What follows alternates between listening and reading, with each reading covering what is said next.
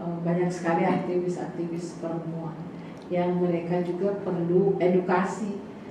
Bagaimana mereka memilih, kenapa mereka memilih A, kenapa mereka memilih B.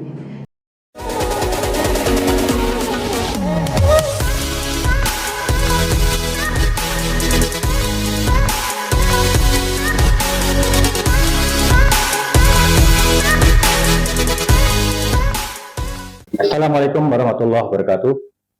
Sahabat Rumah Reservi Indonesia, alhamdulillah pada malam hari ini kita memasuki babak atau episode lanjutan dari podcast yang sebelumnya. Dulu kita pernah kedatangan Mbak Mumul, ya Mbak Mumul selaku Ketua Umum Mbak Manis, ya, Koordinator Presidium. Pada malam hari ini kita kedatangan lagi para pendekarwati emak-emak Anies. Yang pertama saya perkenalkan Mbak Hanifah Hussein selaku Ketua Pembina, kemudian Mbak Farida, saya panggil Mbak aja ya. Teteh Farida selaku Presidium, dan Sekjen Kasmawati selaku Sekjen di Mak Anies atau Manies, memang manis-manis. Ya. Kita ketahui bahwa Manies merupakan simpul relawan yang mayoritas didominasi oleh emak-emak, satu pergerakan yang mungkin dalam sejarah pemenangan ini beberapa dekade Pilpres sudah mulai muncul kekuatan emak-emak. Kalau emak-emak udah bicara itu biasanya agak susah nandingin. Karena yang ngasih jajan emak-emak ini. Oke. Saya mau bertanya dulu kepada Mbak Hanifah. Iya, Mas. Selaku Ketua Pembina Manies. Kira-kira apa sih yang latar belakangi Mbak Hanifah menggerakkan kekuatan emak-emak, power of emak-emak? Ya, silakan. Terima kasih Mas Imron. Assalamualaikum warahmatullahi wabarakatuh. Waalaikumsalam warahmatullahi wabarakatuh. Mas sudah diberi waktu oleh rekan-rekan ini, rekan tercinta. Tentu latar belakang kita adalah sama, bahwa kita adalah orang-orang yang berorganisasi, Mas. Nah, tentu kami punya kesadaran bahwa berkewajiban untuk ikut berjuang demi negara, bangsa, dan agama. Kami juga menyepakati bahwa data menunjukkan pemilih itu dari 204 juta itu lebih banyak perempuan, kemudian pemilih itu lebih banyak anak muda umur 17 sampai ke 39. Nah, keterpanggilan itulah bahwa kami ingin membuka mata, mengajak, mempersuasi perempuan-perempuan Indonesia bahwa ini adalah kewajiban kita. Menyelamatkan anak cucu 2 dekade ke depan juga adalah kewajiban kita, baik perempuan maupun laki-laki. Kita tidak mau menjadi objek pembangunan, tapi ingin menjadi subjek pembangunan. Nah, ternyata apa yang kami yakini itu bersambut baik, gitu ya. Karena di desa, di kota, di kecamatan banyak sekali aktivis-aktivis perempuan yang mereka juga perlu edukasi.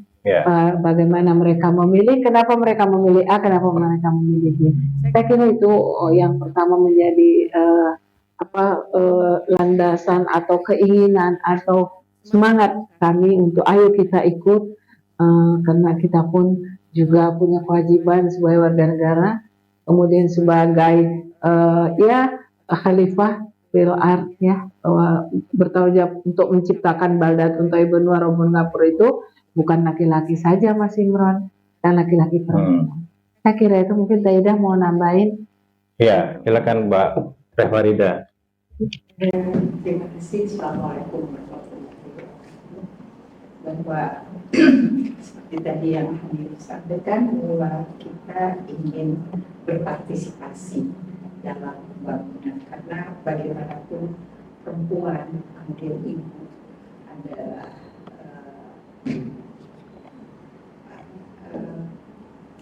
bagaimanapun juga perempuan merupakan sekolah pertama untuk anaknya. Kemudian juga anak-anak di rumah bisa diarahkan, kemudian juga sampai remaja mereka bisa kita bimbing, walaupun dari dalam hal psikologi bahwa anak-anak itu figurannya itu perlu, tetapi bagaimanapun yang mengatur di rumah adalah ibu perempuan. Jadi bila perempuannya baik, insya Allah juga masyarakat, keluarga, dan tentunya negara sebagai masyarakat terkecil dalam negara kita bisa berperan banyak. Ya, berarti the power of emak-emak. Ada satu problem tentang persoalan keperempuanan di Indonesia, mulai dari kekerasan di rumah tangga sampai dengan KDRT dan terakhir bullying terhadap anak-anak, karena mama itu include dengan anak-anaknya. Kekerasan di sekolah-sekolah yang terakhir ini terjadi, apakah ini menandakan bahwa persoalan pendidikan di Indonesia yang dalam perspektif Mama Anies itu ada harapan perubahan ke depan supaya ini tidak terjadi lagi? Ya. Terima kasih Mas Imran.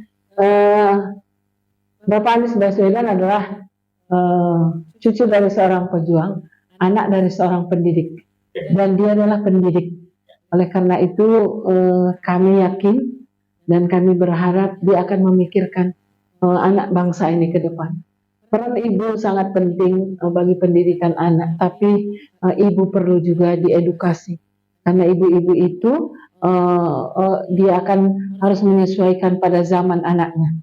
Nah, kita tidak menyesalkan latar belakang orang tua, namun saat ini dengan era artificial intelligence, 4G, 5G, ibu-ibu juga harus mengetahui jangan-jangan anaknya yang punya gadget di tangannya malah melebihi dari yang ditakutkan oleh dia, karena yang ada adalah negative impact. Nah, oleh karena itu Mbak Anies tidak hanya menawarkan pilihlah pilihan saya, tidak, tapi kami menawarkan program ketahanan keluarga, karena di sana orang tua menjadi kunci dan ibu menjadi harapan utama, sehingga pada ketahanan keluarga itu kami mengutamakan ketahanan iman di rumah tangga, ketahanan ekonomi, ketahanan pendidikan, ketahanan kesehatan, semua menjadi ketahanan di mana ibu bisa menjadi influencer, ibu bisa menjadi penentu, ibu bisa mempengaruhi dalam keluarga itu, agar di sana ke depan keluarga adalah bagian dari yang terkecil dari sebuah negara. Mungkin Tasma mau nambahin? Bu Sekjen bisa menambahkan program pokok Mama Anies ini apa? Ya. Assalamualaikum warahmatullahi wabarakatuh. Sudah dijelaskan tadi secara detail Ibu Pembina. Manis di sini punya program khusus, bukan hanya untuk mengumpulkan emak-emak saja, deklarasi seperti yang kita lihat, penyanyi atau apa, tetapi kami punya program masalah ketahanan keluarga. Salah satu program kita itu adalah parenting dan juga untuk remaja bebas narkoba. Dan itu kami akan lakukan di setiap daerah-daerah. Nomor satu itu wilayah yang kami akan datangi yaitu di Jawa Tengah, Jawa Timur, dan Jawa Barat. Kami sudah pernah mencoba di daerah Jawa Barat ya, dengan organisasi Indra kami, itu ada 10 sekolah SMA. Dan kami sudah melihat bahwa anak-anak kita yang masih SMA itu sangat rentan sekali masalah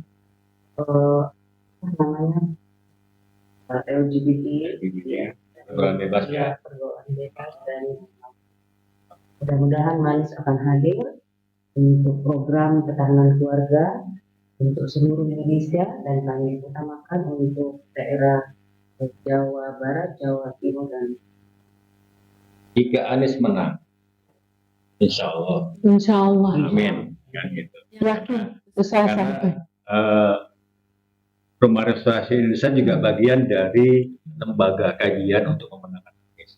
Jadi kita nggak mau ngumpet-ngumpet nih, ya kan? Makanya kalau Mania sudah jelas sama Anies. Anies punya emak nih, kan gitu. Ya, insya Allah menang 2024. Apa kebijakan yang diharapkan atau visi kebijakan apa yang diharapkan dari Pak Anies untuk pemerintahan yang akan datang? Pertama adalah keseriusan dan keberpihakan pemerintah, terutama dalam politik anggaran, untuk mengedukasi, meningkatkan bargaining perempuan, baik di sektor politik, di semua sektor. Karena keberpihakan ini tidak hanya kebijakan, tapi termasuk adalah kebijakan anggaran. Kami berharap betul-betul kita lahirkan ibu-ibu yang menjadi madrasatul ula bagi anak-anaknya. Boleh diterjemahkan dalam bahasa Indonesia supaya bisa dipahami. Madrasatul ula itu guru pendidikan utama pertama ya bagi anak-anaknya. Jadi dengan kasih sayang yang diberikan, dengan iman yang dikuatkan dari keluarga, dengan kesehatan yang menjadi komitmen, kemudian dengan ekonomi yang mencukupi, maka anak-anak Indonesia akan lahir dari ibu-ibu yang kuat di Indonesia. Nah, ini negara harus hadir. Nah, gitu di tempat atau di program-program khususnya perempuan di Republik Indonesia. Mungkin program itu harusnya komprehensif. Ya. Tidak berdiri sendiri bahwa ini anggaran khusus perempuan. Tapi ketika sektor lainnya tidak memberikan kebijakan yang mendukung kebijakan perempuan, itu juga akan pincang. Betul. Contohnya hari ini bahwa kita punya sisi pendidikan bagus, cuma dalam prakteknya itu banyak ketimpangan. Ya. Termasuk salah satunya kekerasan yang lagi marak di sekolah-sekolah, tawuran remaja, narkoba. Kalau narkoba itu saya kebetulan bidangnya. Kemudian parenting skill itu juga tidak menjadi perhatian. Anak-anak terlantar banyak sekali sekarang ini yang tidak mendapatkan perhatian. Seharusnya berdasarkan undang-undang itu dipelihara oleh negara. Gitu. Nah, apakah ini bisa secepat mungkin diselesaikan, dan harapannya dalam satu periode kepemimpinan Anies Amin nanti itu bisa terselesaikan? Harapan dan optimisme harus ditanamkan. Kami yakin, apalagi calon ibu negara itu sekolahnya S2-nya parenting, Mas. Jadi beliau sangat ahli di situ, nanti bisa mengarahkan nanti kami semua perempuan-perempuan Indonesia untuk bergerak membantu beliau untuk dengan yang kita cita-citakan tadi. Memang sangat komplikated.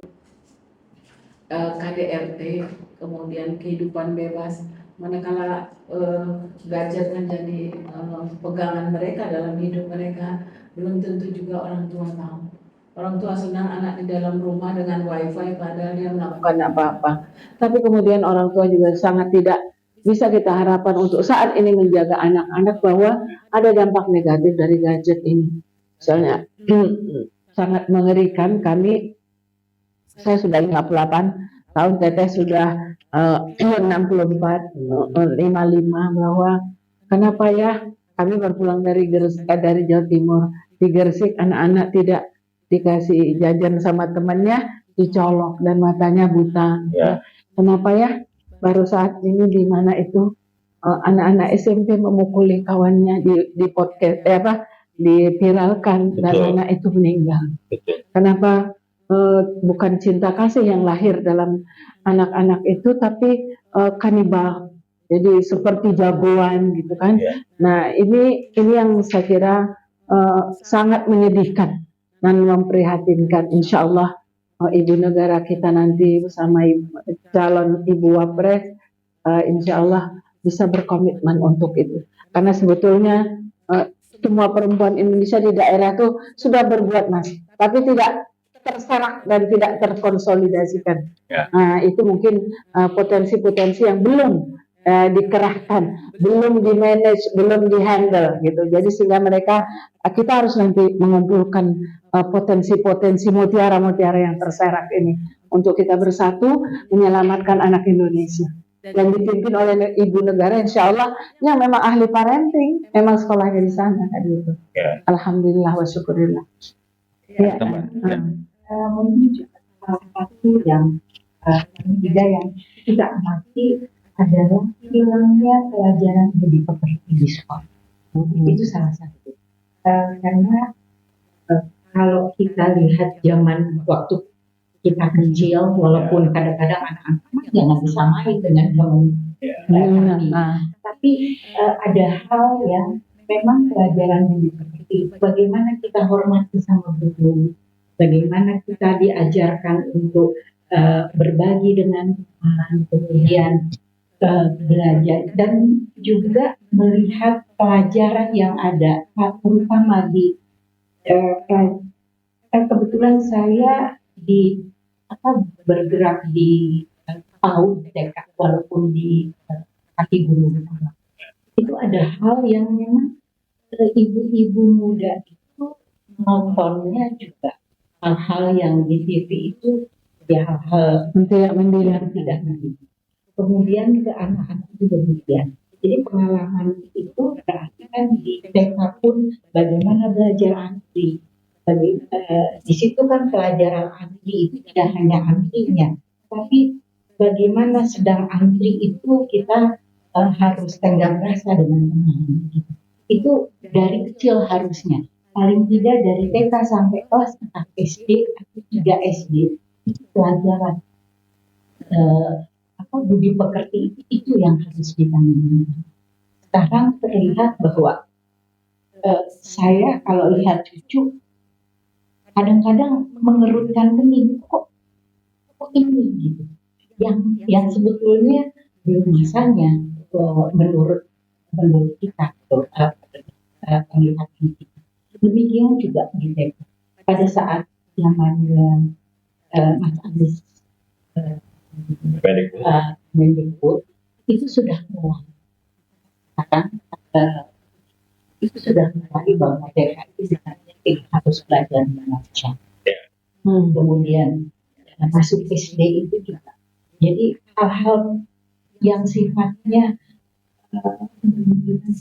baik itulah yang harus ditanamkan. Bahkan zamannya Mas Anies jadi Kemendikbud itu disahkannya peraturan menteri tentang homeschooling dijadikan sebagai pendidikan Iya. Homeschooling. Dulunya homeschooling nggak diakui. Iya, betul. Saya kebetulan salah satu yang memperjuangkan waktu itu. Alhamdulillah. Karena saya keluarga homeschooler. Kemudian juga ada salah satu departemen yang melibatkan orang tua dalam kegiatan sekolah. Itu zamannya Mas Anies. Yang saya tahu karena saya pernah datang ke Kemendikbud dengan teman-teman guru-guru tahun waktu itu ada diskusi. Sama Bu Sekjen, saya mau tanya dulu. Sekjen. Kalau bicara tentang keterwakilan perempuan di DPR RI itu kan sudah sebenarnya representatif ya. Dilindungi undang-undang. Dilindungi undang-undang, dapat anggaran juga, kuotanya juga, tiap partai juga. Tapi masih juga banyak partai-partai politik yang keterwakilan perempuan cuma formalitas, sekedar memenuhi kewajiban kuota, gitu. Apakah keterwakilan perempuan ini sudah efektif di parlemen kita ini, sehingga kok soal-soal tentang kerumah tanggaan mulai dari tadi kekerasan pada anak sampai ke kekerasan rumah tangga, termasuk para perempuan yang hari ini itu terlantar di beberapa negara menjadi tenaga kerja, tenaga migran. Di Saudi itu banyak sekali. Di Malaysia tinggal nunggu eksekusi, ya kan, gitu. Apakah sudah efektif keterwakilan perempuan saat ini? Saya rasa belum efektif. Masalah keterwakilan perempuan itu sekarang yang 5 tahun yang depan aja belum efektif, apalagi sekarang. Dan juga walaupun ada perwakilan perempuan di parlemen itu tidak bisa menyuarakan suara-suara perempuan. Masih banyak kekurangan-kekurangan yang harus kita benahi. Dan juga mutu dari perempuan itu sendiri yang menjadi wakil rakyat, wakil perempuan di parlemen itu sangat minim sekali. Mungkin ada tapi tidak maksimal. Akhirnya apa yang kita lihat, suara-suara untuk perempuan tidak terwakilkan, masalah-masalah perempuan tidak terselesaikan.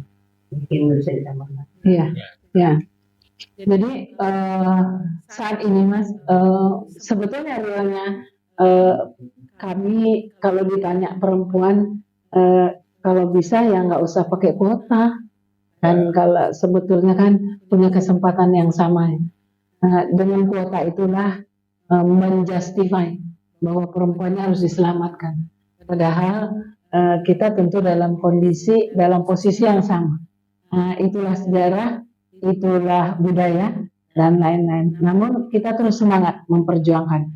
Yang terjadi menurut saya, insya Allah ketika saya mendampingi almarhum selama 30 tahun dan dia 30 tahun itu berpolitik, bahwa seringkali yang menjadi ikut kontestasi itu bukan yang punya kemampuan, ya kan, yang punya kemampuan kompetensi maksud saya, tapi lebih kepada kasihan masukkan aja, kasihan karena si E, si B atau karena si C masukkan, ya yang penting harus ada perempuan kan gitu. Mungkin ke depan insya Allah kita rubah itu, misalnya kita contoh salah satu partai misalnya. Nah itu memang pinter Mas dan terbukti, kami merasakan itu waktu kami memperjuangkan undang-undang KDRT Mas, supaya memasukkan hukuman zina gitu. Jadi kelihatan yang satu cuma mendengar, yang satu memang memperjuangkan, bahkan DIM semua dibuat gitu kan ya. Jadi kelihatan ada. Waduh, kita berpikir kalau seperti semua ini kan tidak akan berimbang lah nanti ketika memperjuangkan juga gitu kan. Masih ada pamio misalnya pelengkap, cheerleaders, nggak pernah jadi ketua pansus, nggak bisa yang detail-detail, nggak. Padahal sebetulnya kan ada, ya. Hanya mungkin dia kurang mampu beli spanduk, jadi nggak bisa dapat.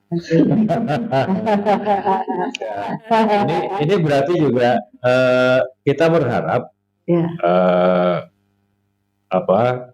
Teman-teman yang sedang menjadi bacalek Ya. dari komunitas atau dari unsur perempuan, Ya. bisa mendengarkan keluhan Manies. Ya. Kalau perlu, terutama partai-partai pendukung Anies, Betul. gitu kan, ini harus bisa dikonsolidasikan yang perempuannya, karena nggak juga menjadi kekuatan yang utuh kalau hanya mengandalkan dari presiden. Betul. Ya kan? Iya. Itu. Iya. Sekarang ini kan sudah banyak, bukan hanya keterwakilan perempuan di DPR, ada komisinya lagi. Betul. Kan nggak tahu komisi 10% perempuan atau komisi apa, tapi nggak berjalan efektif. Iya, betul. Ya kan gitu. Ada menterinya. Ada. Ya kan gitu. Menterinya menteri tentang keperempuanan. Iya. Pemberdayaan perempuan. Perlindungan anak. Tapi kemana ketika terjadi ini kan gitu kan ya. Nah, apa strateginya nih? Strategi supaya visi misi kita tercapai dari Manies ya. Saya bicara sekarang Manies nih. Strateginya untuk memenangkan Anies. Iya. Itulah yang kami tawarkan, program ketahanan keluarga, di mana salah satunya adalah mempertahankan kompetensi perempuan, even dia berpendidikan ataupun tidak berpendidikan, karena yang dia akan lahirkan ke masa depan adalah menyiapkan generasi, di mana nanti tahun 2035 bonus demografi. Ya, kemudian di mana tahun 2045 itu adalah Indonesia 100 tahun, Indonesia maju. Jangan sempat di negeri kita ini nanti anak-anak yang saat ini malaikat kecil umur 5 tahun, yang harusnya tahun 2045 dia mengisi pembangunan ini. Ya. Jangan sempat harus kita selamatkan segera. Yang saat ini lebih dari 1 juta stunting, di mana pada tahun 2045 dia tidak akan mampu bersaing dan dia akan menjadi penonton pula. Nah, ini yang kita sampaikan, maka kita hadir dengan program di mana ibu berperan sangat besar, bahwa betul dimanapun baik dalam agama maupun tidak ada yang namanya tugas ibu, tapi tugas orang tua untuk anak. Namun tangan lembut, kata lembut, pelukan yang tulus dari seorang ibu, insya Allah bisa membackup pekerjaan orang tua termasuk peran ayah. Ayah juga harus hadir, ya kan? Harus hadir di dalam rumah tangga. Kita harus juga menghilangkan stigma bahwa ayah tidak boleh diganggu karena ayah capek, ayah mencari makan, ayah mencari nafkah. Padahal hari ini semua saling memberi, saling bantu. Banyak perempuan bekerja sebagai amal ibadahnya untuk keluarga suami yang dipimpin oleh suaminya gitu. Insya Allah bisa. Saya berharap bersatunya nanti ormas-ormas perempuan dengan bersatunya Bapak Anies dengan Caimin, insya Allah menyatukan. Ya, sangat bermimpi kami menyatukan semua ormas perempuan dan bisa menjadi sebuah kekuatan. Kita harus merubah. Karena anak-anak ini adalah titipan Tuhan, dipelihara oleh negara, tapi jangan kita biarkan dia diinjak, dia dibully, dia dipukul, dia bunuh diri karena dibully. Nah, itu yang harus kita hindari. Kenapa? Karena pengaruh artificial intelligence, teknologi informasi dan lain-lain. Dia menonton, dia frustasi gampang. Dia hanya fokus seperti autis kepada informasi yang dia pegang tangan, dia kurang bersosialisasi, kurang peka terhadap sebelah, kurang mau mendengar. Itu semua tugas yang harus kita siapkan. Tidak boleh kita menyalahkan sekolah, tapi di keluarga juga harus disiapkan. Oke, terakhir mungkin closing statement. Kita mulai dari Sekjen dulu deh.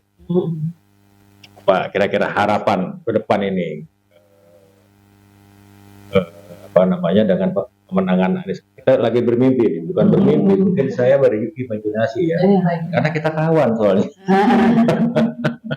Ya, satu angkatan juga sama Mas Anies, di Heminya satu angkatan. Jadi kita adalah orang-orang yang tahu persis tentang Anies Baswedan. Jadi kalau kami bicara berdasarkan fakta, karena berteman bukan baru kenal. Ya. Harapan dari Bu Sekjen apa nih kira-kira?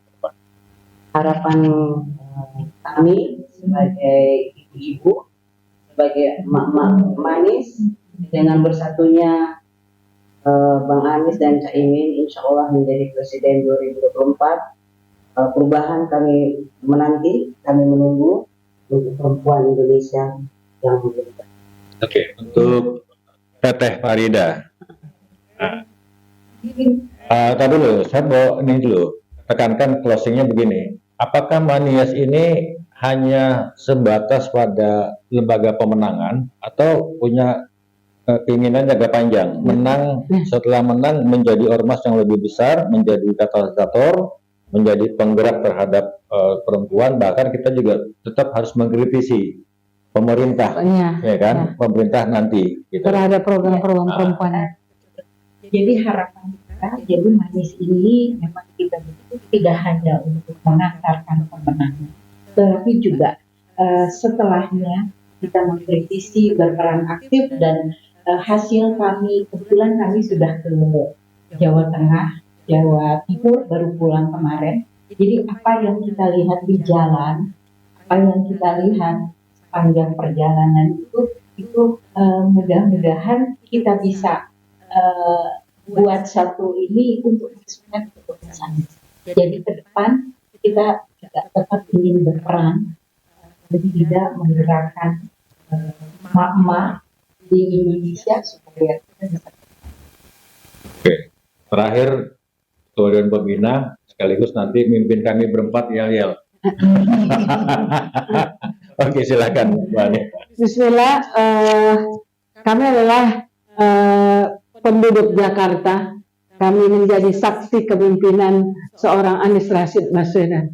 Nah, oleh karena itu, kepada ibu-ibu, perempuan-perempuan cerdas, perempuan-perempuan hebat di Indonesia, kami mengajak, berilah kepercayaan ini kepada Anies Rashid Baswedan dan Muhaimin Iskandar untuk menjadi presiden dan wakil presiden Indonesia 2024 untuk perubahan. Video mengajak atau seperti hit and run, tidak, kami akan terus menjadi katalisator membantu pemerintah, menjadi wajib fardu kifayah bagi kami untuk menjadikan perempuan Indonesia adalah perempuan-perempuan hebat yang melahirkan generasi hebat nanti untuk Indonesia ke depan.